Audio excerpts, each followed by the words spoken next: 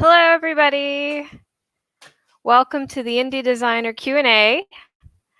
So we have 7 different designers, but we can only fit 6 on stage at a time. So we're going to pop me in real quick to kind of give you guys an overview of everything happening before I start introducing the designers.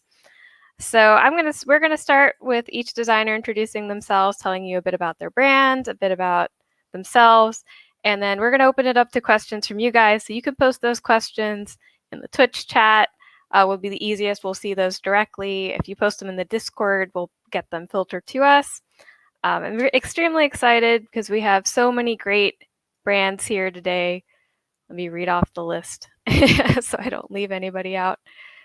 So we've got me, of course, Puvithel, A.Gato Designs, The Black Ribbon, Lily of the Valley, Fluffy Tori, Mossbadger, and Samantha Rei, which is fantastic.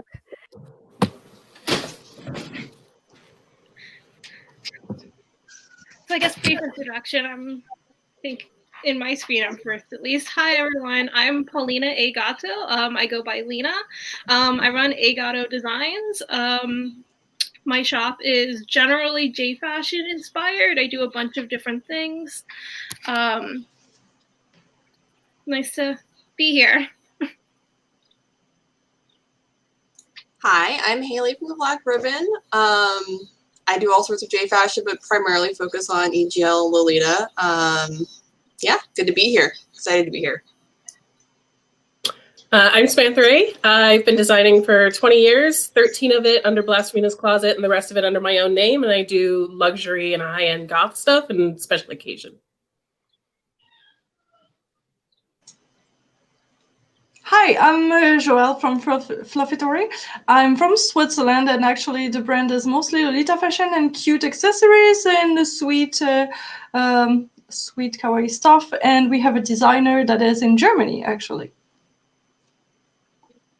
Hi, I'm Jordana. My brand is Mossbadger, and I guess I'm primarily focused on Lolita and more of a gothic kind of style. I don't know how that happened, but that's where we are. Hi, I'm Tyler. I run Lily of the Valley, an indie Lolita and Otome brand that mainly takes inspiration from nature and woodland and cottage core inspirations. Here I am again. Cool. I didn't actually introduce myself. Foolish of me. I'm Puvithel. I started with Lolita accessories, but I've kind of moved more into doing more Menhera, Yume Kawaii, and Gothic accessories now. Though I still keep everything. I can't stay with one fashion. Just got to do everything. So, well, thank you everyone for joining us. I'm seeing. Yeah, Blasphemina's Closet. The nostalgia. I found out about Samantha Rei and Blasphemina's Closet like way late. I joined Lolita after that. So it was interesting to like hear the stories like 7 years after, then realize like I knew people that knew Samantha Rei, and then finally getting to meet Samantha Rei at RuffleCon. It was a very, very cool and story. Then running into each other at Grand Central Station while you were going somewhere. I was so embarrassed. I'll tell you guys that story while people are filling in questions. I was traveling to, that was going to Finland. Turkey? Okay. Yes, I was traveling to Finland. I was in the New York subway, lugging around 130 pounds of stuff. I was in the worst outfit. I was in a sweatshirt that I hate, that is designed by me, but I hate it, but I was wearing it for the plane. And then, of course, I run into Samantha Rei, and this is also the first time I've ever seen a Patico, who is another designer I really like. It was during Fashion Week. In the middle of Grand Central Station, and I'm like looking like a total mess. And y'all are there, and I'm just cute. Like, oh shit. Get out of here. You're adorable. Oh man, I still think about that sometimes, and I'm like, I hope Apathico does not remember what I look like.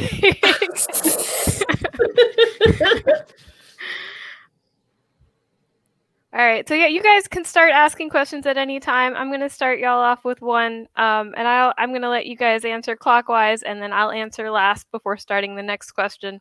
So all of the designers here, you've personally worn Lolita fashion, have an interest in it. what drew you to Lolita fashion? Around when did you kind of start getting interested in Lolita fashion? And just what has been your Lolita fashion story? So I got into Lolita fashion, I guess, like the last year of high school for me, which was like 2004, so I'm gonna date myself. I found some like weird like gothic, I was into like goth fashion a lot in high school, and I found some like weird gothic like clothing exchange, and they like called a dress Lolita, and I was like, what's that? And so I started Googling around, and I got into it because I've always been into kind of like the 50s silhouette, like the new look silhouette. So it's kind of got that fit flare vibe that I've always been a big fan of. And then I realized I was too tall for most Japanese brando, so that's why I started designing my own. My story is similar. I got into it probably about my first year of college, which was like 99 through 2000. And I mean, that was kind of just the infancy of the internet being accessible to people who were into any kind of subculture fashion that wasn't in the US proper. And I had the problem, kind of the reason I got into fashion to begin with, even in high school, was I had this very specific style I liked. I was always really spooky, but I liked cute, fun, feminine things, vintage fashion. But I went through puberty very young, so I've always had big boobs, and there's no way anything would have fit, even when I was like skinny. So there weren't any that were shipping to the US at the time, so I just started my own.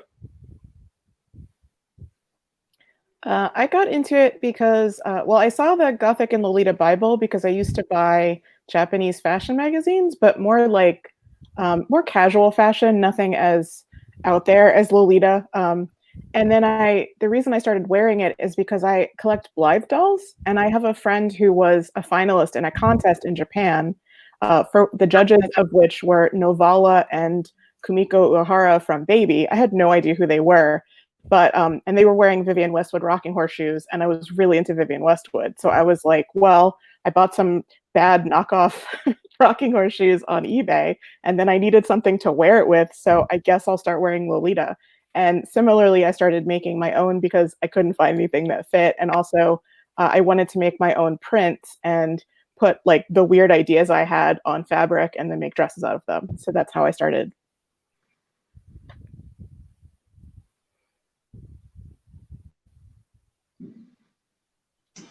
So I started, I think, 12 years ago. Can you hear me? Right?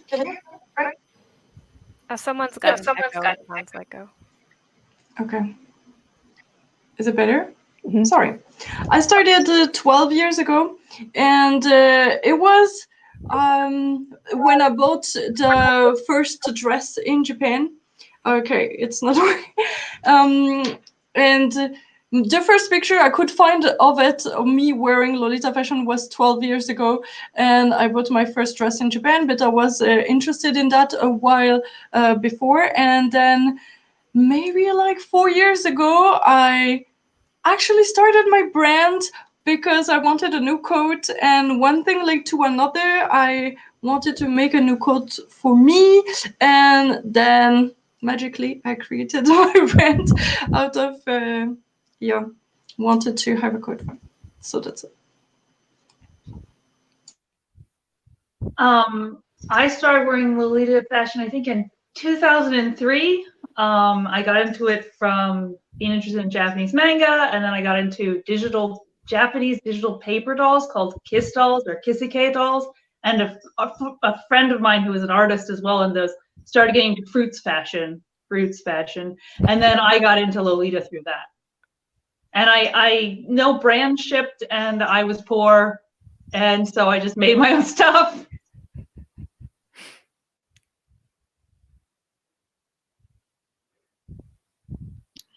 we summoned you back from hell.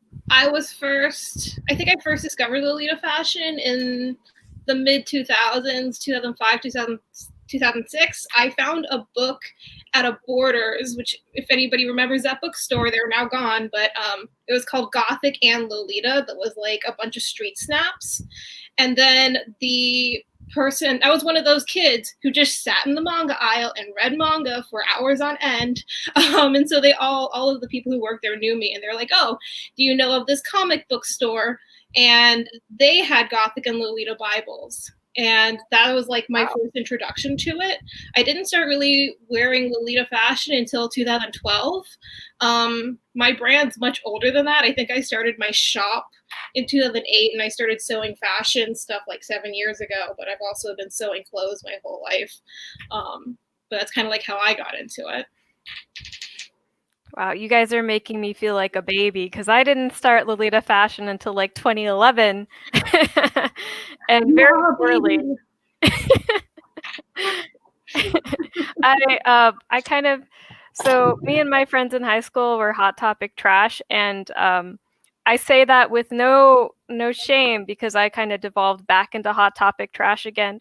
But we went from Hot Topic trash. We learned about Visual K at a MomoCon JFashion panel back when MomoCon was held on Georgia Tech, which Georgia Tech was where I went to school. And I won't say that the con being at Georgia Tech had anything to do with my decision. You can infer that on your own. But yeah, it was on my campus.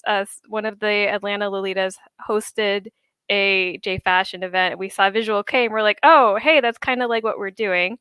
So we got into Visual K, and then from Visual K, I got into steampunk, and then from steampunk, I got into Lolita, and then from Lolita, I got into Gothic. It was a whole loop. I was a huge mess for several years, probably. I'm still a bit of a mess. It's fine. And I think for me personally, I have the same, like about 30% of Lolitas, I think, have the same story. We really like dressing masculine. We didn't like girly clothes. We hated pink. We hated makeup. We hated like accessories, jewelry, everything, hated it all. And then we saw Lolita, and Lolita is a fashion of where femininity is actually designed, like the femininity of it is for women's gaze and for the female gaze and not for the male gaze. And I think I'd never really seen anything like that before. So then when I saw Lolita and I saw all of the frills and femininity done up in a way that was meant to appeal to me, I loved it. And so it was a complete changeover from my trench coat dragon sweatshirt days into Lolita. And brand wise, it definitely was a accident. I was making steampunk jewelry just kind of for fun, but I was also a poor college student with no money, so I started trying to sell stuff to like make up the craft supplies, and then it like spiraled completely out of control. I met Lolita Collective at AWA, which was one of the first cons where I like sold a lot of stuff, and Lolita Collective was like, hey, let's carry your stuff. And then I was like, oh, well, if Lolita Collective likes my stuff, well, maybe I'll like put some effort into it. And then it just it just spiraled out of control after that. All right, well, looks like we've got some questions coming in. So Jordana, we have a question. Was your name inspired by Wind in the Willows?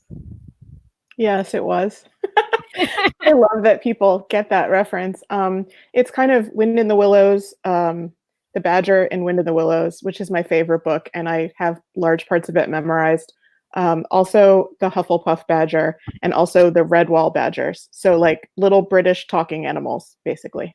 Oh, I love the Redwall Badgers. Also, I forgot to give dates for my whole how did I get started thing. I mean, because time is a construct, especially right now. But I found out about Lolita in like 2001 or 2002. I started wearing it in like 2007. And I think I started my brand in 2011-ish. So your brand is older than me and Lolita. Yes, because I am grandma. Samantha Rei over his here. I was like, let me tell you about being old in this fashion. Yep. Yeah. All right. Next question for everyone. What's a theme you'd like to see more, or a colorway you'd like to see more in Lolita, or in JFashion in general? I love emerald green and like other jewel tones, and I don't see enough jewel tones, like, period. I love like dark purple, bright purple. I love like ruby red, and like burgundy's great, but I want something like with a lot more like that vibrancy. And I'm a huge jewel tone fan, and I wish there was more of it in general.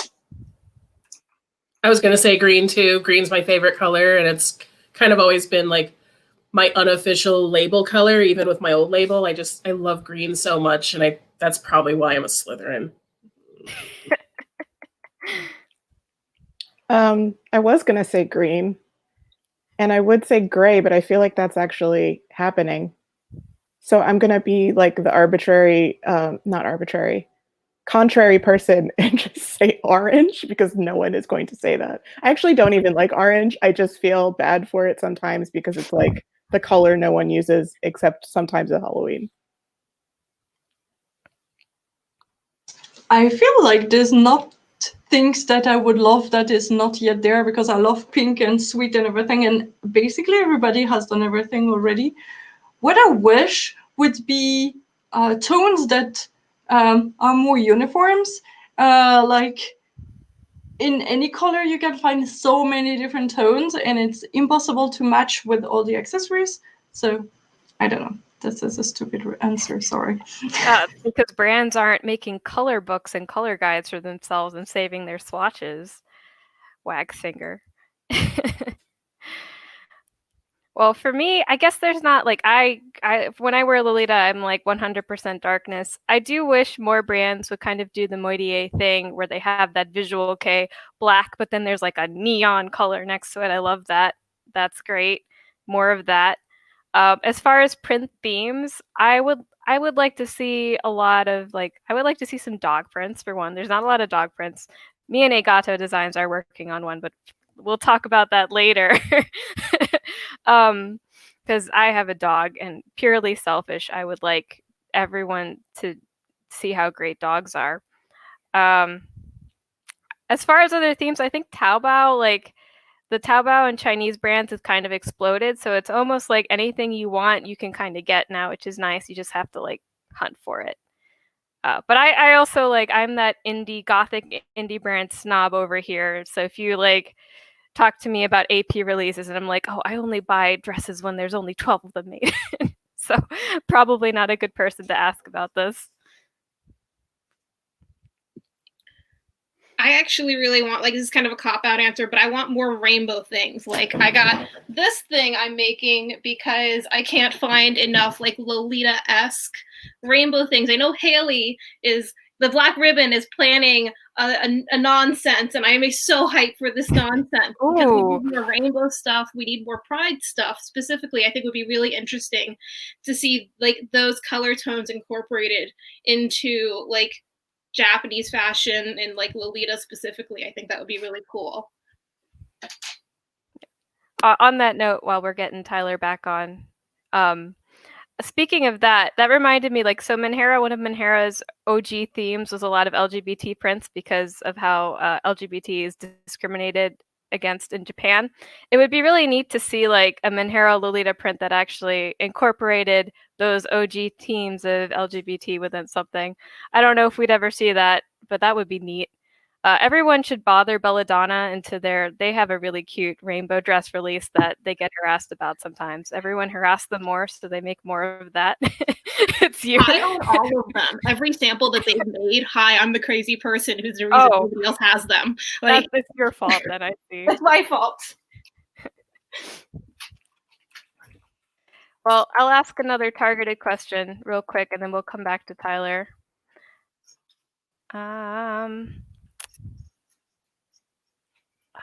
I had it.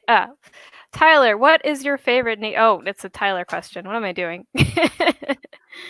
a lot of agreement with the pride and the jewel tones. Ooh, a snow leopard print. I would be curious to see that.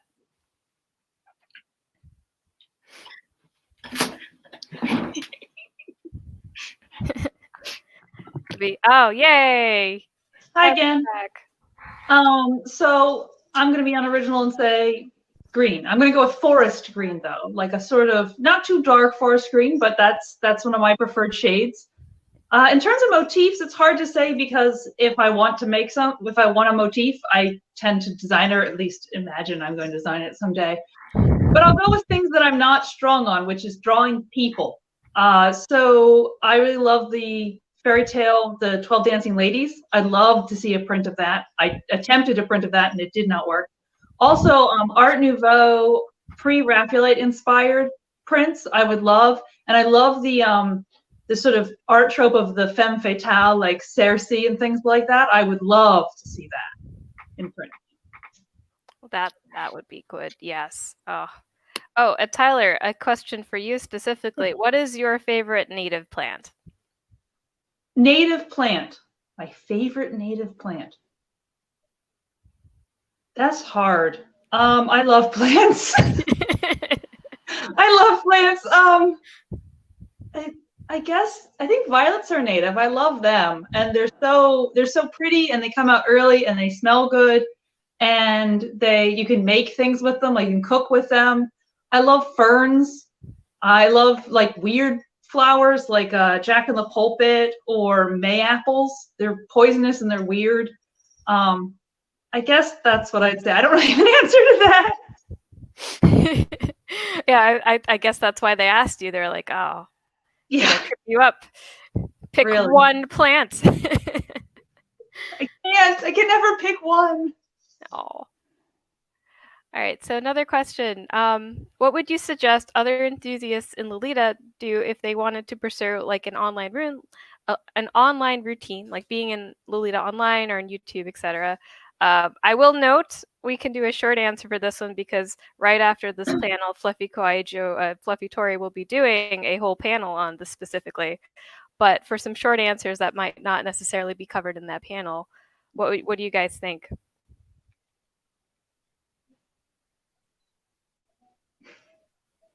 Pick a space in your house that has a good backdrop and good lighting. I say as I sit in front of my fake fireplace because it's like one of the cleaner places in my apartment right now. I've been really bad about a routine. I tried really hard to start a thing on my pro page that's shelter in style Saturday because I've literally just been living in pajamas. But at least give yourself one day a week that you kind of not even like force yourself, but just like encourage yourself to dress cute. Does that make sense? I don't know. I've kind of done some of that since we've been self-isolating. I've been doing like almost daily, like I was daily for a while doing live streams on like Facebook or Instagram of just like on my personal account, and sometimes I would link it to the business one of like, hey, I'm putting together a coordinate and look at me as I'm planning my style. And I mean, just what I do is kind of an organized chaos kind of thing, but it's still like a way that something I enjoy doing to share fashion and engage with the fashion community as not just a brand, but as an individual.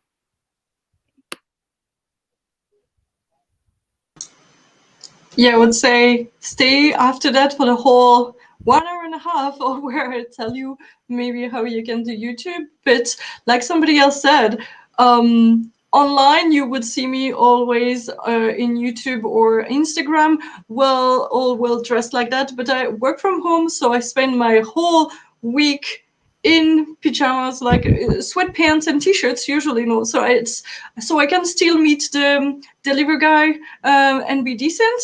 But I don't do makeup, I don't do Lolita, and I pick, usually right now it's like 1 or 2 times a week, 1 every 2 weeks that I have a full day where from morning to night I film videos and I make myself ready, and I take advantage of that and take tons of pictures, change outfits all the time, and so you can still be very normal the rest of the time. Yep. I would suggest something that I don't do and didn't do is do an Instagram that's just strictly Lolita. Mine isn't. It's kind of a mess. It's a mix of inspirations and all kinds of things, but I think people do better when they have that. Also, photo shoots are really fun. Like I love just going to the woods and taking like 200 pictures.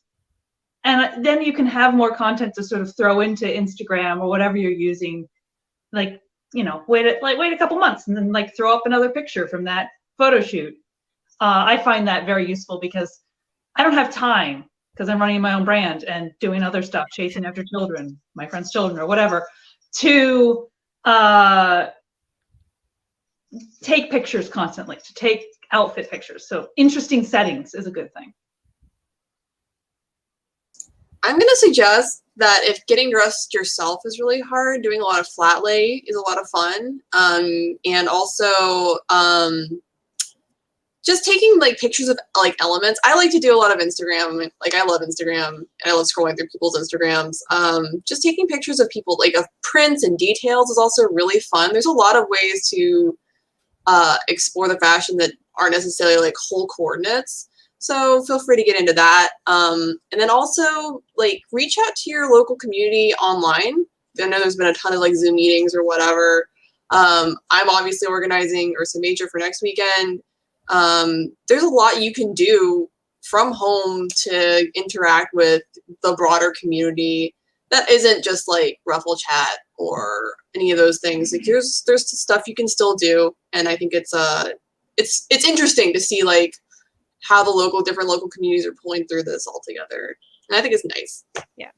Definitely seconding the local communities, and to go on. Haley mentioned Ursa Major, so the Black Ribbon is collected some of us to help do like a virtual fashion track sort of thing for Fanime. So kind of similar to this. One day next weekend, you can go check out the Black Ribbon site for more info on that. We had another question. Is there plant prints? And I would like to let you know that Lily of the Valley was made for you, and you should look up all of their stuff because they are the plant print supplier of the Lolita world.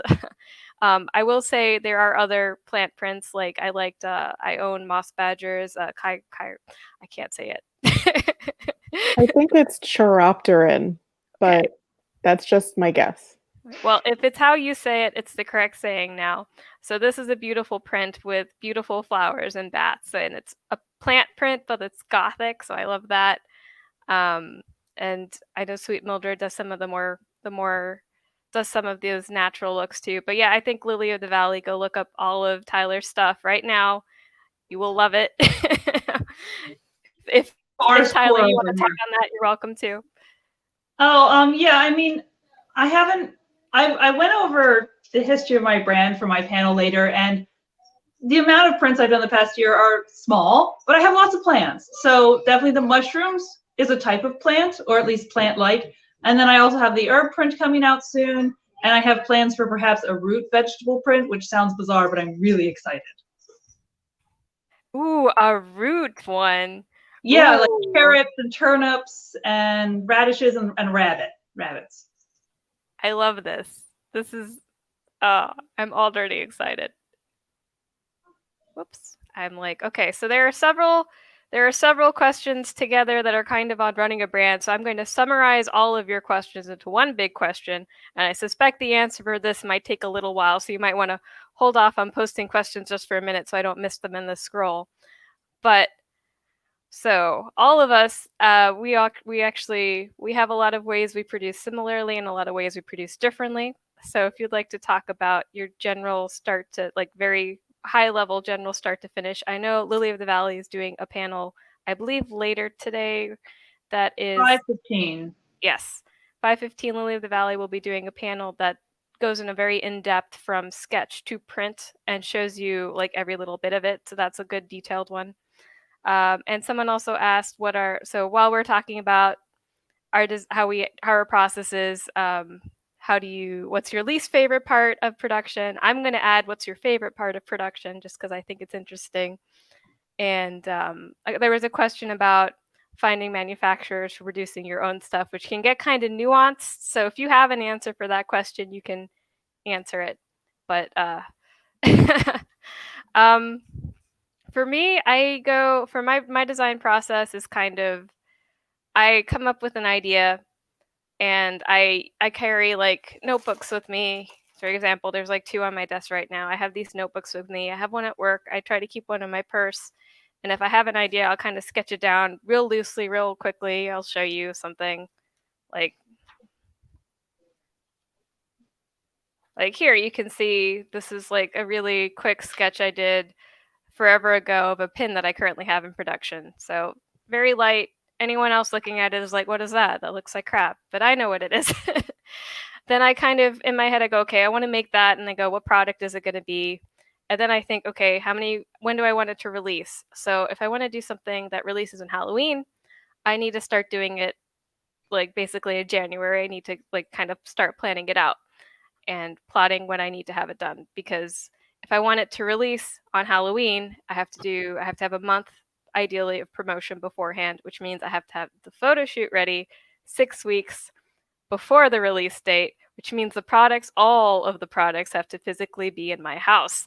And that can be an interesting time because if I'm producing pins, those take a certain amount of time to produce. If I'm producing clothing, that takes a certain amount of time to produce. If I'm working with another artist, that artist needs a certain amount of time to finish the artwork before I can even start everything. So it's a whole thing. And if you're wondering, the pandemic has screwed up my production a lot. So 2021 will be interesting. My favorite part, I guess, I think I really enjoy the photo shoot part a lot. It's kind of like a nice reward of after all the hard work, I see like my photographer and the models putting the cohesive look together. And usually my photo shoots tend to be a lot of fun. The models are having a lot of fun. And it brings to me, like in that moment, the feel of it, and the fashion shows too. Like when everything kind of finally comes together at the end, and I've got the whole feel of the piece is there in the show, and the music is matching everything, and the models are having fun and doing a great job. That's kind of my favorite part.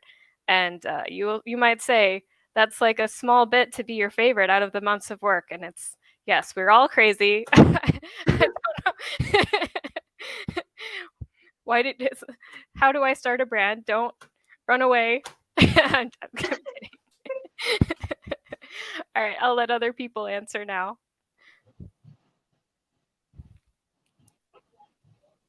I'm in the top left right now, so I guess I can go.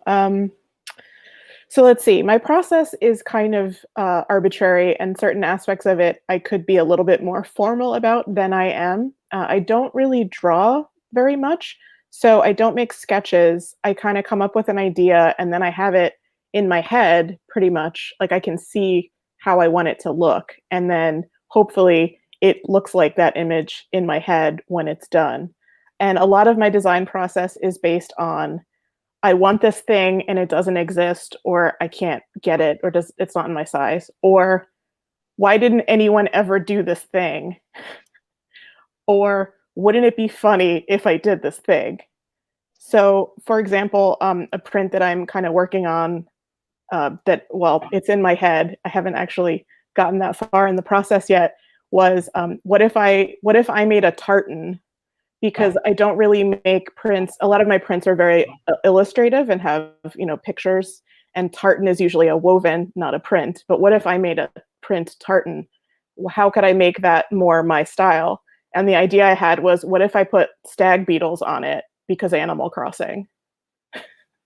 And that's really, it makes sense in my head. I don't know if it will make sense to anyone else, but similarly, Chiropteran Garden was, why are bats only for Halloween? So what if I made a bat print, but it could be for spring or for like romance? So roses. And I guess it worked. So I'm just going to continue to come up with these arbitrary ideas. And then as far as my process, I usually make samples for a fashion show. And then I have a local to me, I'm in Chicago, production facility that makes the actual orders.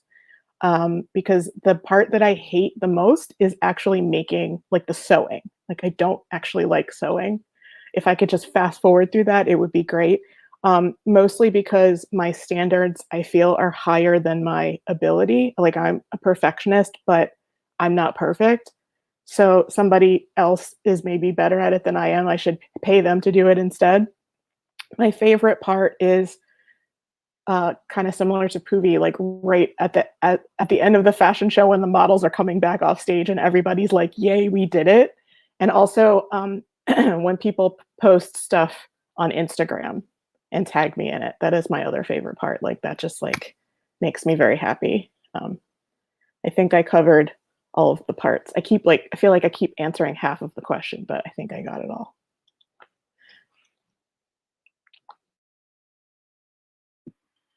So as far as production of stuff, it really depends on what kind of stuff, because I kind of break my shop down into like the clothing, which I make everything. I don't do a lot of print designs. I've done some, but I'm not a digital artist, so I really struggle with getting like my artwork done and into like the textile medium. That transition still kind of eludes me. But as far as garments go, I make everything in-house. I get fabric where a bunch of different suppliers. As far as accessories go, I source a lot of my supplies from large like wholesale places, and then I hand assemble everything myself. For a period of time, I used to have a couple of like interns that I would have doing simple assembly pieces, but currently I make everything myself. And then enamel pins are like the third production kind of thing. Those I have manufactured, and much like Puvi, I always have like a sketchbook with me where I'll do like, usually I'll draw the same thing like 3 or 4 times, and eventually I'll find a version of it that I'm like, this is the best version of it. So like I have a series of cats that I'm working on, but this one is like my next one that I'm doing, and then like this one is one that, where's my camera, that I've already done as a pin. And it's just like, I'll draw it. And then I have a vector artist or like a person that I usually will hire to digitize my artwork. Because again, I am hopeless when it comes to using a stylus. Give me a pencil and I'm fine. A stylus, I don't know. I've tried, I've practiced for years, and it hasn't translated well. I think my favorite part of the production line is interacting with my customers. So it's not even like really in that. It's like, again, the very end of it. Because a lot of the joy I get out of having a brand is seeing my work appreciated by other people. That's the whole reason why I keep going. My least favorite is fashion shows. I have really bad anxiety, and there's nothing worse than like, I have to do the thing. Oh, I gotta do the thing. And I'm always like this at the show. I've had panic attacks at KatsuCon every single year. So when that's over, that's also the best thing when the fashion shows are done. But yeah, fashion shows are my least favorite. I think that's all of the questions.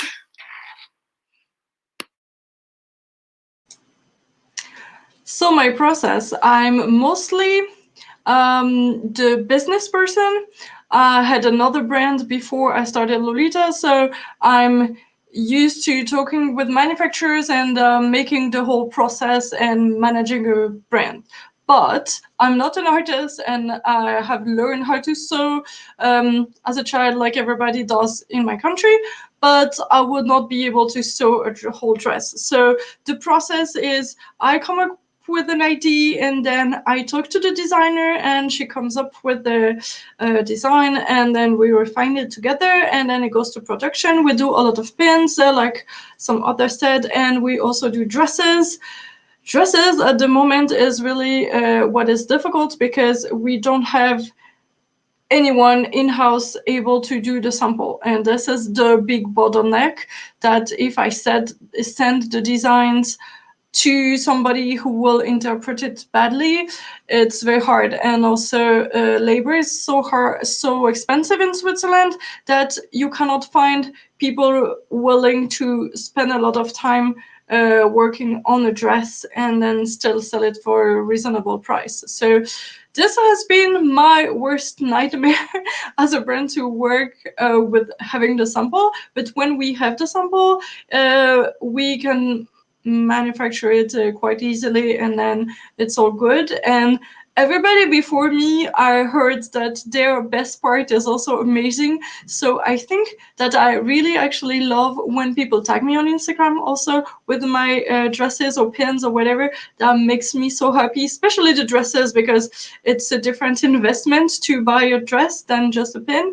So it's really, really impressive. And I also love the photo shoot. I'm having so much fun being behind the scene and directing the photo shoot and the models and the photographer, and see how it will look like.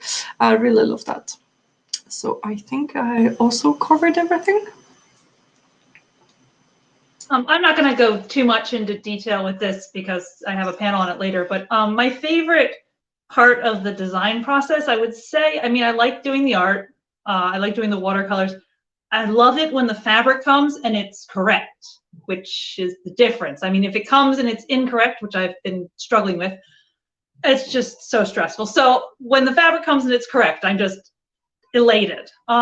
my least favorite part, other than the fabric not being right when it comes, is probably the digital editing where I have to like airbrush around all of the physical art that I do.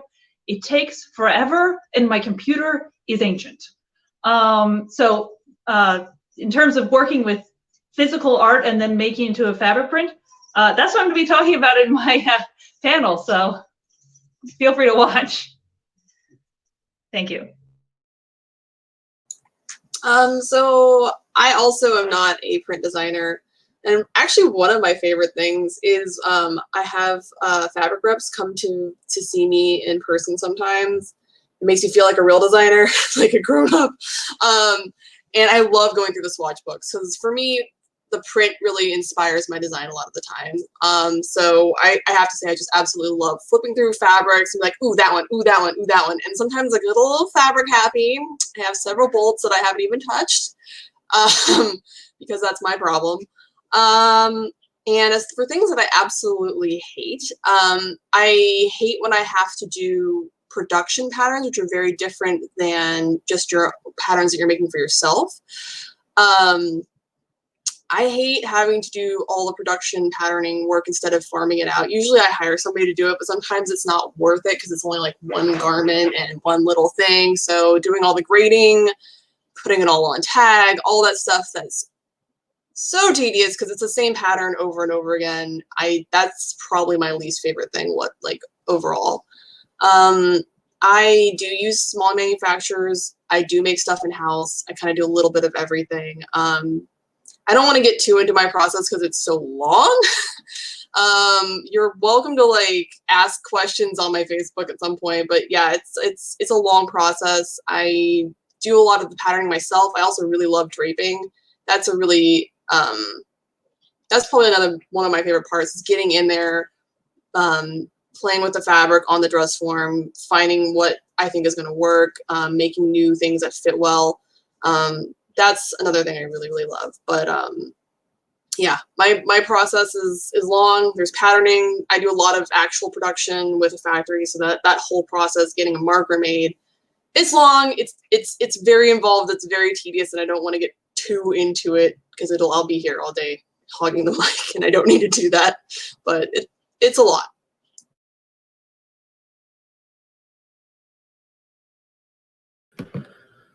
So with my old label, I would do more kind of repetitions with, like a line, like a small release of like, I'll design this dress and I'll make 20 or 40 or whatever of it. But now that I've kind of shifted gears to more luxury, everything is essentially a one-off. So I make everything in-house, obviously up until this year when we can't really have people in our space. I had interns.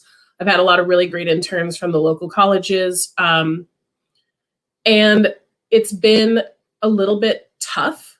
I think the hardest part just right now is between kind of sheltering in place and then also like my own dealings with like depression and kind of trying to get back into it after a hiatus over the winter. The hardest part has been inspiration, and inspiration usually comes really easily to me.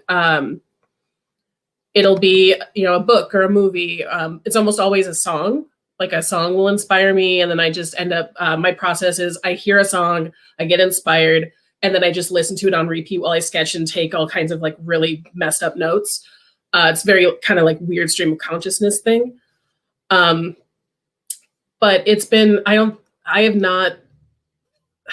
have a collection I want to do right now, and I'm having trouble getting into the next step of it.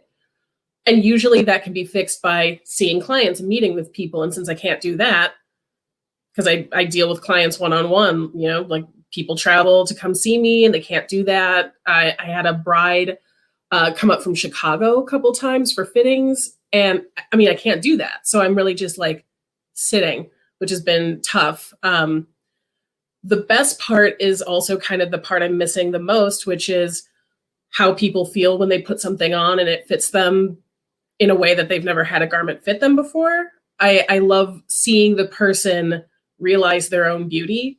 That's my absolute favorite part of just about being a designer. And then when I do a collection, I love seeing it go down the runway and hearing the murmuring in the audience of, oh my gosh, that's how that's supposed to fit. My favorite part is the empowerment that the clients get and having them sort of get it. So yeah, I think that's my favorite. The hardest is mental health and accounting. I'm bad at accounting.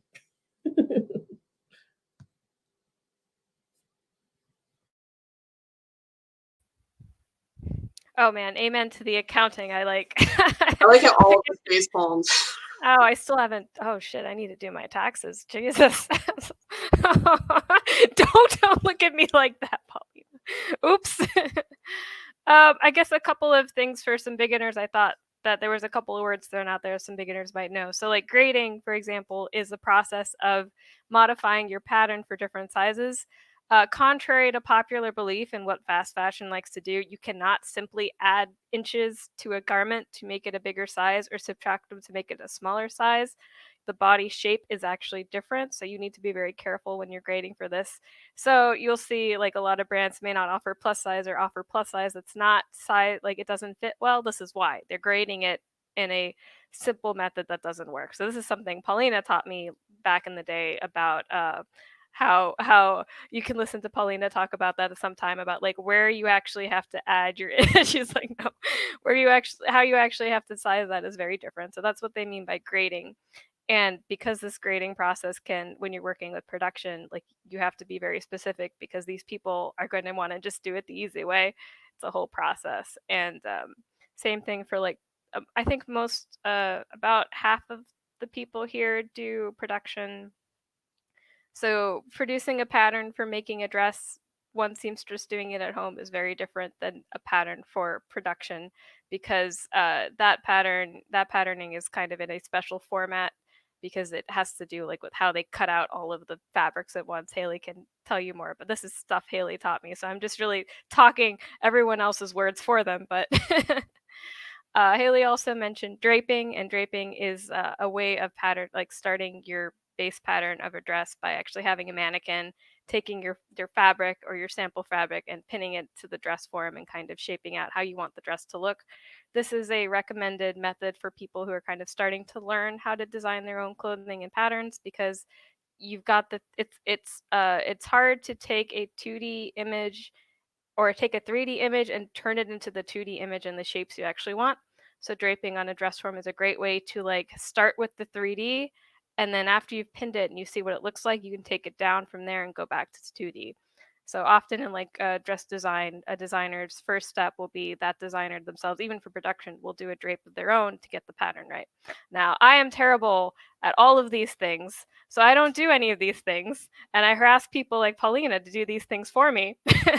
Or I do simple things like I do a lot of casual clothing, so I do very minor modifications. Like I have a t-shirt blank and I harass someone to put grommets in it for me so I can ribbon it, or I'd make minor changes to the pattern.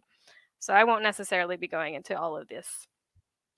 On that note too, I wanted to add, people kind of touched on this, but fashion design, especially Lolita fashion, it's very expensive, both labor-wise and material-wise. It's very, very difficult for people to actually have any margin.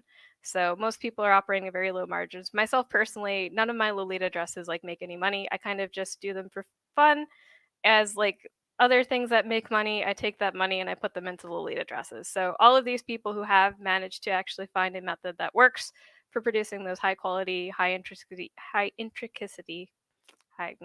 intricate garments, like that's a huge accomplishment that is extremely difficult to do. It is not something I'm able to do. So congrats you guys for getting that to work, however you've made that work. Good job. And I think we didn't touch quite on tips for beginners, so I'm going to have us go around real quick with a couple of quick tips. My tip for beginners is like, so we did start out with the don't be a brand. It's terrible. There's a lot of truth to that. I'd like to kind of expand on that and say, don't start a brand with like, I want to be a brand. No, don't.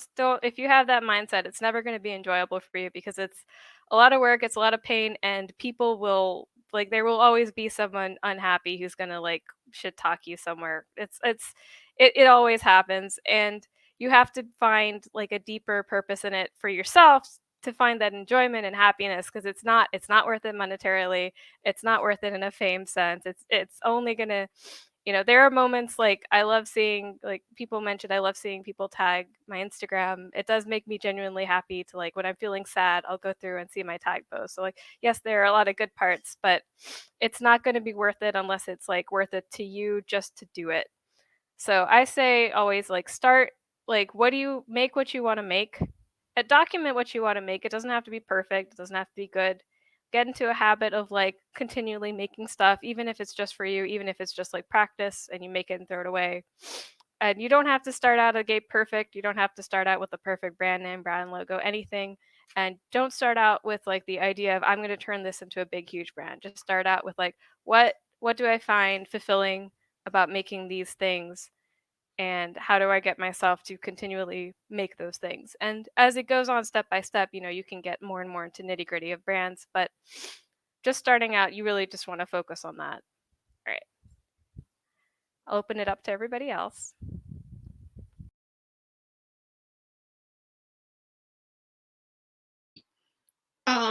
So I feel like I don't understand the question exactly. I think it was, if you wanted to start a brand for new people, what are some tips? And I do, is that correct, Puvi? Okay.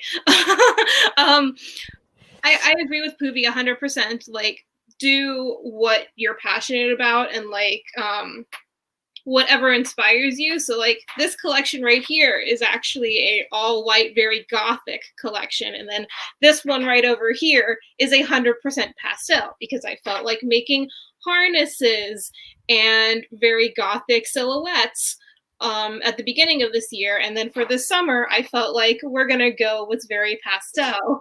My personal style just is constantly changing. My shop does a little bit of everything.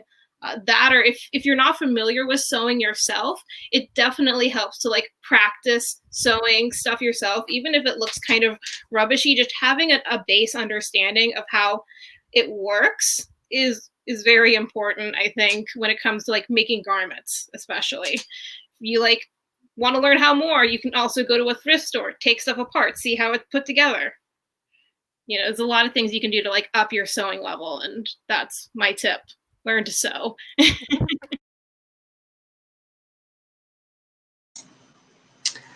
I would say that I'm like an accidental serial entrepreneur, because I have created many businesses, many sports team, whatever. So, like other people said, you start with a passion, and usually it's with something that's missing for you that you wish you could have, that if you have enough drive, for me, I cannot even help myself. And like I said, I ended up with a fluffy Tori. I did not even realize why.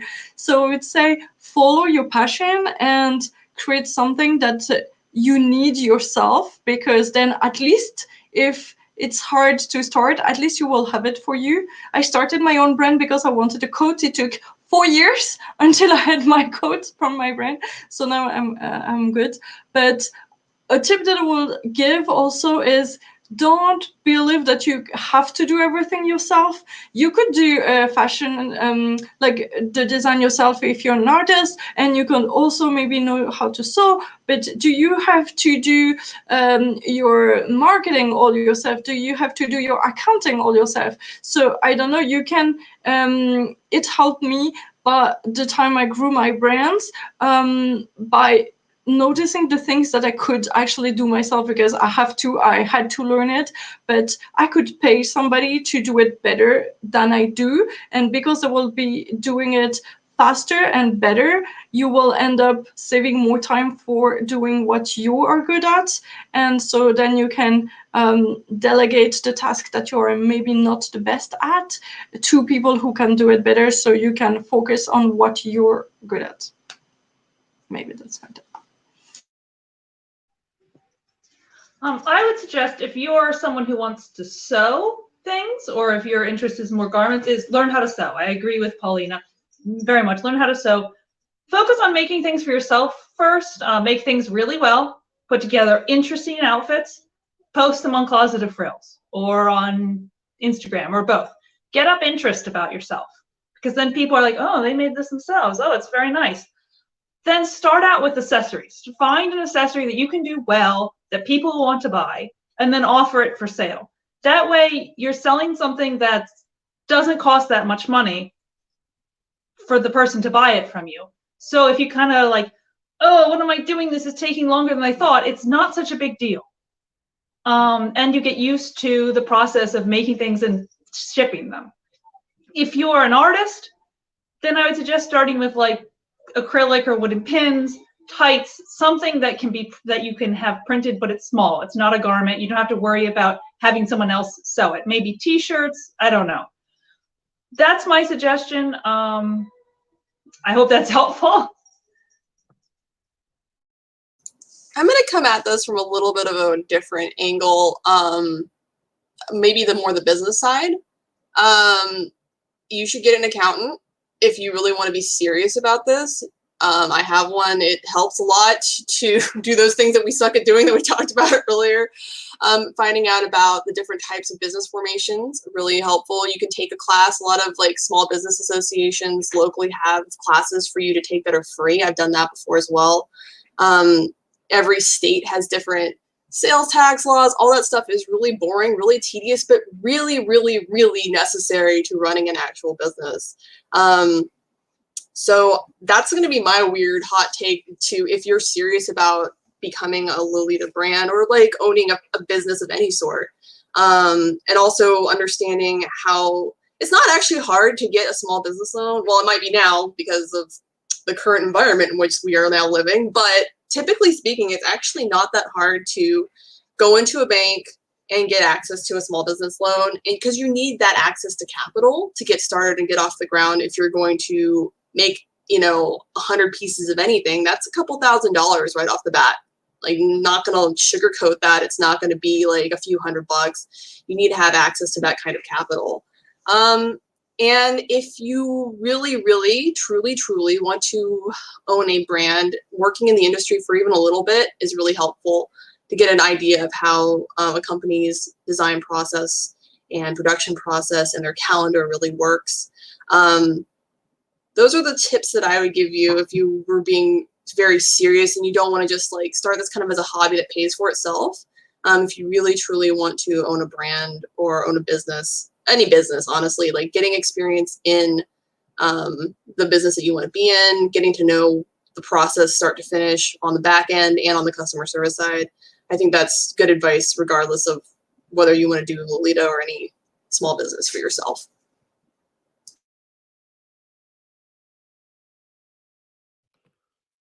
So I think I'm probably I'm not sure, but I think I'm the one who's been designing professionally the longest. So 20 years, this year is my 20th year of designing professionally. I did not have access to certain things like other people in the industry, college, like fashion school, anyone I could really talk to bounce ideas off of. So the number one thing I tell my interns and my little mentees is find a mentor. Find somebody in the industry or industry adjacent who can help you. Find someone who can mentor you in the business side of it, the like, what kind of thing should you have? So a lot of people go to SBA, but one of the problems with an industry like this is it's creative, and a lot of people don't know what to do with that because they're just like a bunch of old men who are like, I was an entrepreneur. But, I went to a couple of different of those SBA kind of mentor things, and they did not know how to help me.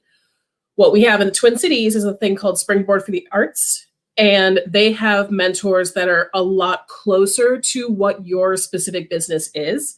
So I ended up talking with a costume designer and textile artist, and she gave me infinitely more help about running the business because she knew that fashion is, it's not like a normal business where it's quarterly, where like each quarter you do thing, it's constantly evolving. And so you kind of have to retool your business all the time.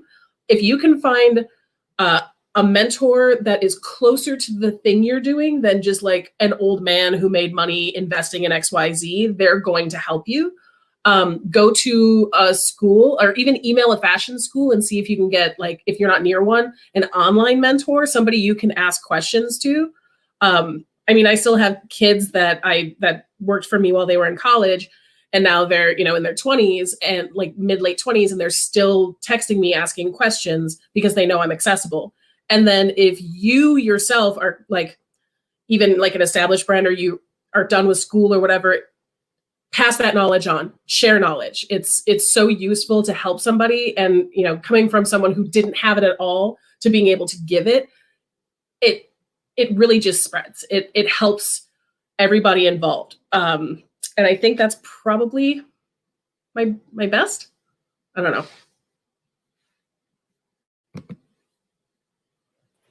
I think this is maybe a variation on advice that was already given, but I would say to find something that you can use as your strength, or something that is unique to you, like something that you can put out there that is your specialty. So for example, I said earlier that I don't really draw. So almost all of my prints are based on either clip art or illustrations that are old enough to be in the public domain, that are available for me to use. So like I started with paintings because that was a trend when I started designing my own stuff. And also because, in most cases you can take a Renaissance painting and print it on a dress, and that's like, okay, legally, no one's going to come yell at you, usually. So that sort of became like one of my trademarks, I think, is that I try to use these illustrations and these elements and put them together in an interesting way, but I'm not drawing them myself, if that makes sense. So I would say if there's something that you're really passionate about, or something that you're really good at that you haven't seen maybe represented in the fashion, to try to focus on that, just to set yourself apart and have like a thing that you'll be known for. Yay, cool. All right, so we are a little over time. We do have buffer time because I planned the schedule nicely. So I'm going to close this out with one quick last question. So what are you guys working on right now? Is there something you'd like to promote or tell us about? We are working on an accessory collection for Pride Month, and I'm super excited, but it's not arrived yet, and it's almost there. So check our Instagram. You will see cute pins in the near future.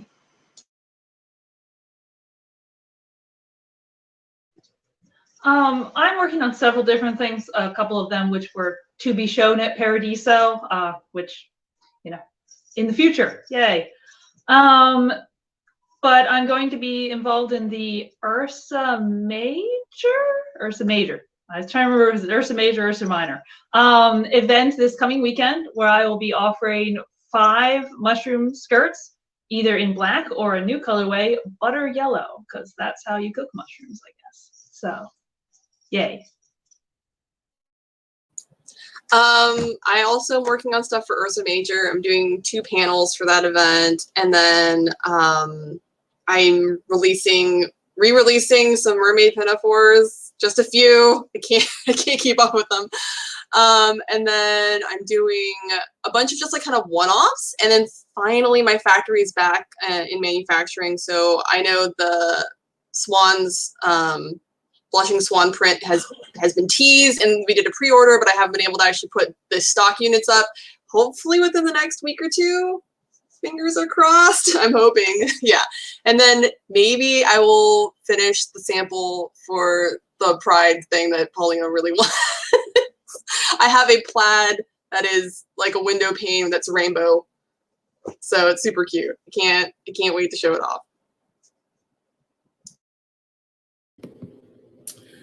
I got a couple things. This weekend in the Twin Cities is Art Whirl. It's this thing where everybody in the arts district opens up their studios. We can't do that, so they're doing a virtual one, and it's going to be lasting all summer, which is pretty sweet. So just throughout the weekend, I'm going to be kind of doing some little Q&As on my Instagram live. My website's been updated with just enamel pins and totes and stuff, just quick, easy grab and go stuff because I wasn't able to produce anything before Art World. I just did a 4-part interview. Well, I did it last year, and it just came out on this podcast called Amplified: The Sound of Survivors. And I guess it's on all the platforms, but it's kind of about like my time on Project Runway and mental health and being in the fashion industry. So the last episode just came out today. And then the last thing is, what is it? Oh, I'm working on a YouTube channel. So yay. So I'm a big old dork. I love science fiction media and I hate irresponsible costuming. So I'm going to be doing kind of episode by episode takedowns or lift ups of effective science fiction costuming. So the first 2 episodes were filmed the day before the shelter-in notice took place. We weren't really able to fix it. It ran long, so I'm not super happy with it. It's only going to be available to patrons, but the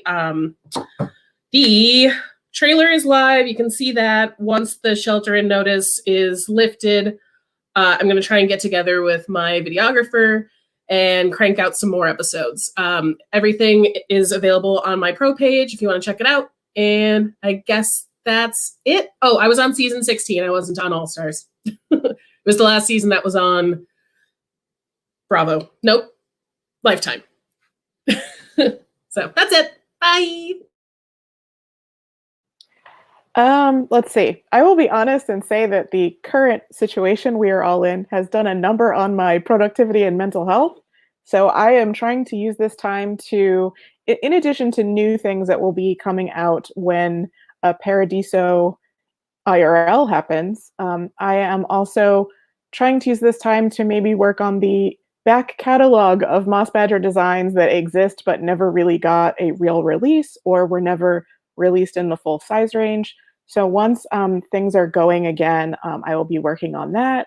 I also have collaborations in various stages of in the works with Milk Ribbon, who is a German designer who makes, I don't know if you've seen the Most Embarrassing Behavior wooden pins or the other pins that she makes. We're working on a collaboration. And I also am in the early stages.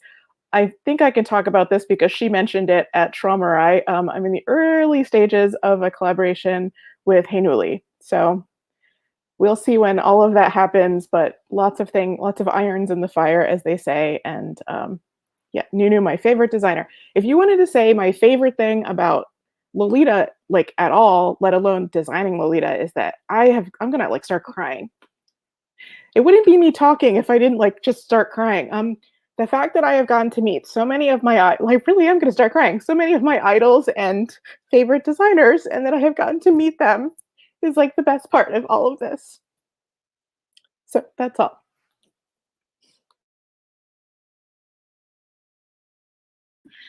Okay, I feel like I have a lot of things to say. Later today, I will be doing a panel on aesthetic bondage. I'm wearing an actual shibari harness right now, and I'll be teaching how to do a couple of different ones and showing ways to incorporate them in alternative fashion.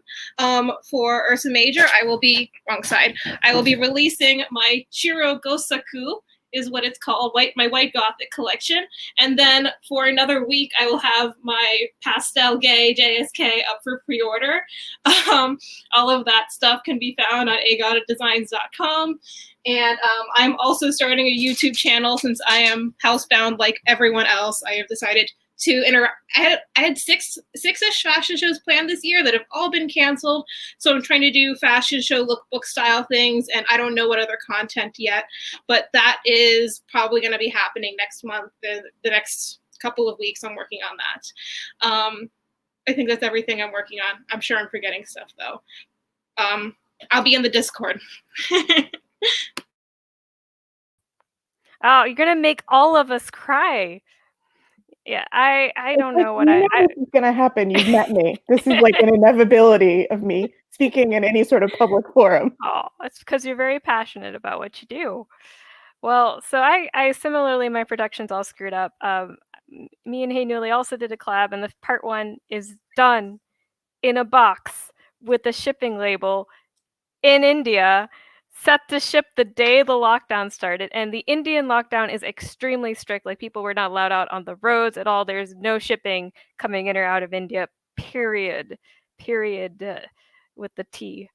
That's what the hip kids do these days, right? So that'll come out eventually when it ships. Then, of course, this Purgatorio is a collab between myself, Kat, and Alexis, who started JFashion on Demand. I don't know exactly what we're doing with it, but we're doing these things. Yeah, I guess that's it. I have a panel later today. Fluffy Tori, stay tuned for Fluffy Tori's panel right after this, well, with a little break. And Lily of the Valley is also doing a panel today. The Black Ribbon is hosting Ursa Major next weekend, where they're also doing panels, and there'll be more panels like this. So, lots of cool stuff. So excited. I just watched the trailer for Samantha Rei's YouTube, by the way, and excellent. All y'all go watch that right now. You got a few minutes before the next panel. You can do it. And thank all of you guys for tuning in. Thank you all for coming and doing this panel with me on last notice. I am so honored and blessed to have so many amazing and talented friends willing to get dressed up and sit in their houses and talk for an hour. Thank you guys so much. So I guess I'll let you go. Let Tori get a break. And all of you need to go look at the Discord chat after this, because it's just like 300 hearts. Well, thank you everyone for watching, and stay tuned for more.